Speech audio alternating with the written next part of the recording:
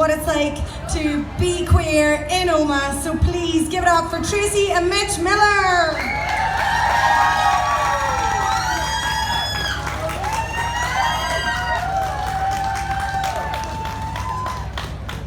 Hi, I'm Mitch Miller. My pronouns are he, him, and I'm a transgender gay boy. I always felt a connection to the LGBTQ+ community. I remember crying when I found out as a 9-year-old that homosexuality was illegal in the UK up until the late 60s, but it took a long time to figure out who I am. When I was about 10, I started watching a YouTuber called Thomas Sanders, who is a gay man.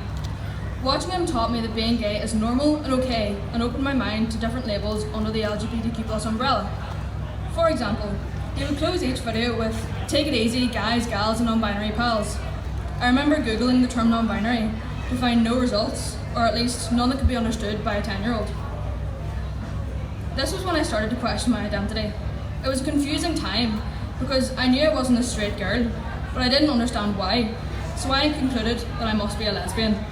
Except I didn't really like the term lesbian because it was too feminine, which really should have been the first clue, but it wasn't until a while after that I realised I'm not a girl.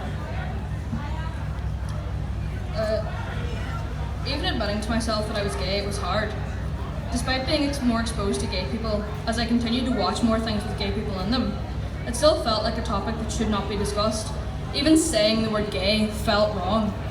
But finally, I admitted it to myself and decided I would never ever tell anyone. Soon enough, I realised that I wasn't attracted to girls, but I was still confused for another 3 years, at which point I discovered bisexuality.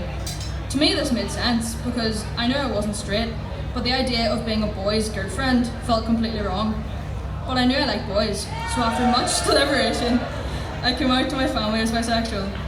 It was the most nervous I've felt in my entire life, but luckily for me, Mum and my sister Kiva had been convinced I was gay for most of my life. Guess I'm not a great actor. A couple months later, I started to watch trans YouTubers, such as No Offense and Jammy Dodger, as well as various trans TikTokers. But for some reason, the topic of trans men fascinated me. Everything they said began to resonate with me and caused me to think back to moments in my childhood, such as when my granny asked me if I wanted to be a princess when I grew up, and I said, "No, I want to be a prince." She said to me, "Only boys are princes," and I said, "I don't care." This, as well as many other past memories and current feelings, led me to the conclusion that I am transgender. When I first realised this, I was scared, upset, angry, and basically any other negative emotion you can think of. But after 2 months, when I worked up the courage to come out to my family, these feelings were lessened, and I started to have hope for the future. Almost a year after realising I was trans, I came to the conclusion that I'm not actually attracted to girls. You'd think that going to an all-girls school and not having a crush on a single person there would have been a clue, but as you can see, I'm quite oblivious to these types of things. So now I'm pretty sure I'm gay, so I guess I was right at the start. I was gay, just in the wrong direction. But after almost 6 years of questioning my identity, I realised it really doesn't matter. I will love who I love, be who I am, and no one can stop me. So to anyone here who is confused and lost, let yourself be who you are without analysing every thought and feeling you have. It may be a cliche, but life really is too short, so just go and be gay. Thank you.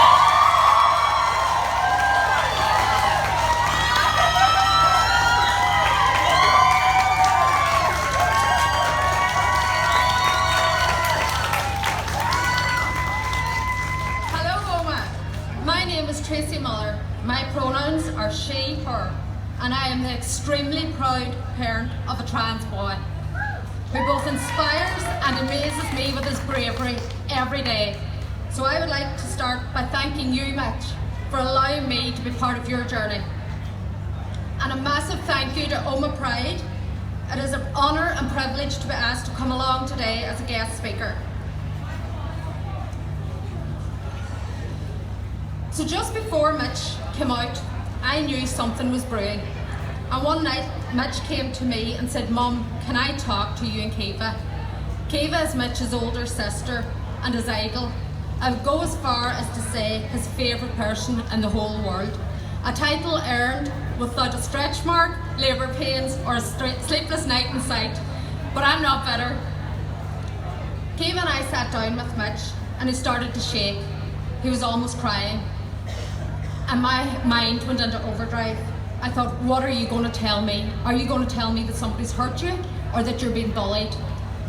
And I'll never forget the relief I felt when the next words out of his mouth was, I'm bisexual. And my response was, thank God. I thought you were going to tell me something bad. A few weeks later, Mitch came into my room and we sat talking about everything and nothing at the same time. And then it just started to clam up. Cue more shaking and more panic and dread. And Mitch said, Mum, I'm trans. And I said, sure, that's okay. You can be whatever you want to be, son. We sat up into the wee hours talking about names, how I felt, and Mitch began to educate me on what it meant to be a transgender person. In the last 2 years, I have learned so much about the LGBTQ+ community. And while I still have a lot to learn, the most important thing that I have learned is if I'm not sure, it's better to ask a question than to say nothing out of fear of saying the wrong thing. But the one question that always grinds my gears when I say that I have a transgender son, they do the sympathetic head tilt and they say, oh, that must have been so hard. How did you feel when he told you? And I say, I always have to take a deep breath and count to 10, sometimes even 20, before I answer with, why would it be hard? How could it be hard to be the person that your child trusts? How could it be hard to be the person that supports your child on a journey that sees them becoming their true self? As for how I felt proud. Proud that I had succeeded in building a relationship with my son that meant he felt secure and confident that I would be there by his side. Proud that I had raised a son that had the strength and bravery at 14 to refuse to live as a gender that was not him. And proud that I had raised such an amazing young man. Since Mitch came out, I have supported and guided him through coming out to the wider family circle, his friends and his school. Mitch attends an all-girls school, and when he decided the time was right, I contacted the school and requested a meeting to discuss what support was available for Mitch. On the back of that meeting, Mitch was given permission to wear trousers, a first at the Loretto.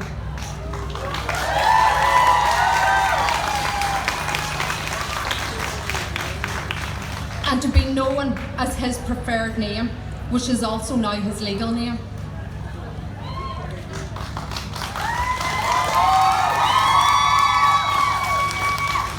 Mitch came to me one day and said, Mum, thank you for being so accepting. And it was honestly like a knife to my heart. And I said to him, don't ever thank me, son. No person should feel like they have to thank anyone for accepting them for who they are.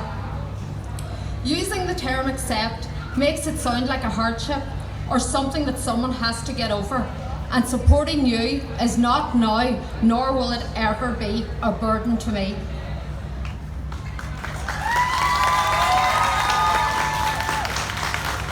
Because Mitch, I will be your advocate, I will be your voice, I will be your champion, I will be your mum.